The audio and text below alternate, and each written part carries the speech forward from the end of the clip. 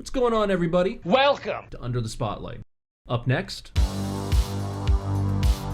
X-Men Legends is a dungeon-crawling action-adventure RPG that was released in North America on September 21st, 2004 for the GameCube, PlayStation 2, and original Xbox. Those were good years.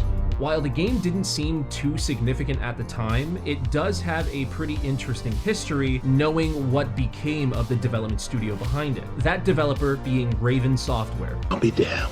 X-Men Legends was their first game developed specifically for consoles, where prior to, every game that they would make was developed specifically for PC, which was then ported to consoles at a later date. And the game's story was written by several ex-Marvel writers: Duncan Roulieu, Joe Casey, Joe Kelly, and Stephen T. Siegel, otherwise being known as the creators of the popular animated series Ben 10, all with Stan Lee consulting. Pretty cool. Already, this game is lining up to be an absolute smash hit. It was a success. But is it worth your time playing? Is it worth your time collecting? That's why you guys watch these.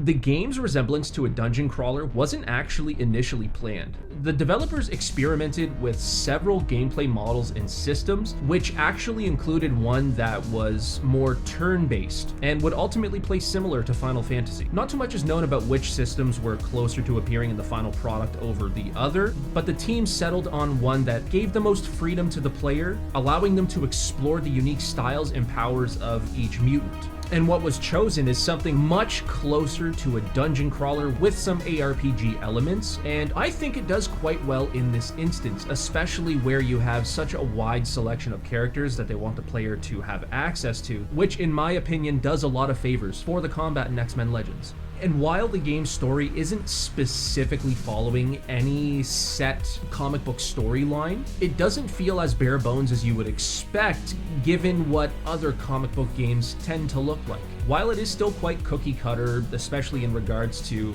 X-Men storytelling, it does the game justice, and I have no complaints in regards to it. Of course, the story is assisted by the pretty high caliber cast that they have for the oddly thorough amount of dialogue in this game, which is impressive in a really good way, especially landing Patrick Stewart as Professor X.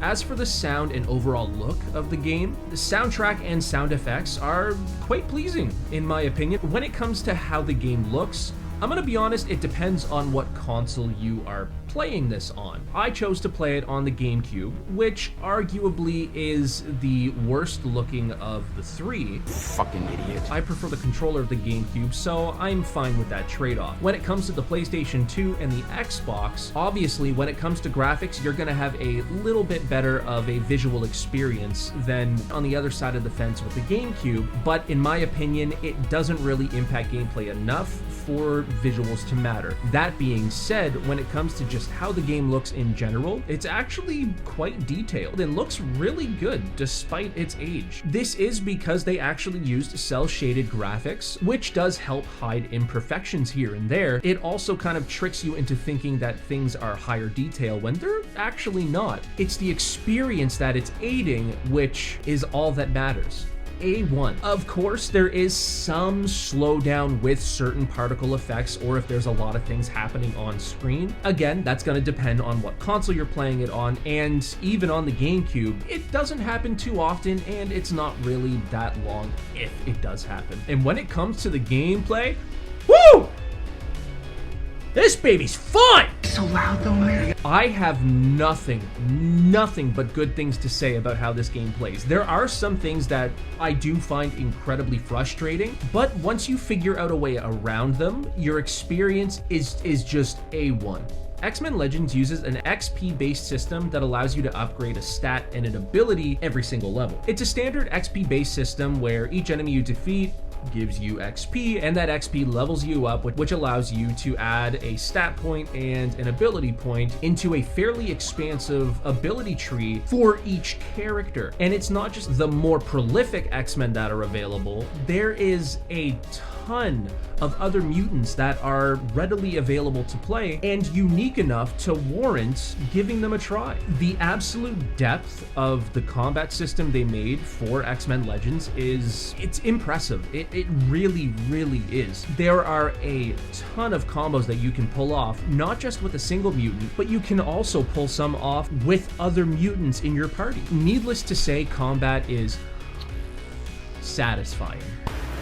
Now, of course, I did say there are some frustrations that come with X-Men Legends. One of those being that the game is definitely best enjoyed with another player, and that's because the game's AI isn't that good. It'll frequently stand in your way, refusing to move, making it incredibly difficult to get out of situations where you may have backed yourself into a corner. They will often walk themselves off of a cliff, especially if it's one that's been made by a mutant, for example, a bridge made by Iceman, and they don't really ever do anything to help you in combat either. And especially if certain mutants end up doing something to themselves, there's a good chance you may actually get soft locked into having to back up to your most recent save file and try all over again. They can and they will attack, but especially where the combat system is based heavily around pulling off combos with other mutants, it doesn't do a good job at helping you in combat. And outside of the terrible AI, there's no end game at all. You're losing me.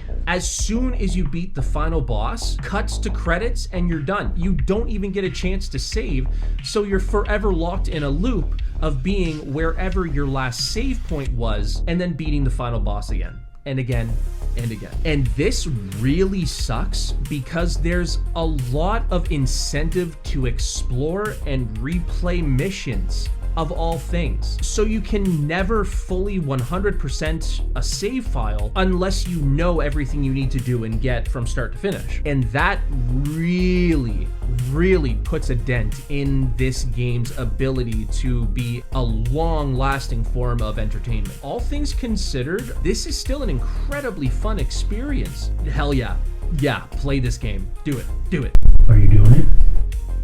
When it comes to physically owning a copy of X-Men Legends, I absolutely think it is the perfect time to grab a copy and collect it for yourself. It is dirt cheap considering the amount of content that they were able to pack into the game, and is incredibly fun to play despite its grievances and frequent annoyances. $20 is not that big of an asking price for X-Men Legends, and part of me does feel with the resurgence in popularity of Wolverine, there's a good chance that it might increase in price, albeit slowly over time, because I don't think anybody's gonna be jumping to grab a copy anytime soon. I could see these games going for something that they may not necessarily be worth. If you are either interested in this style of game, the X-Men, or just really trust what I'm telling you, 100% get yourself a copy of X-Men Legends and have at it. It's incredibly fun.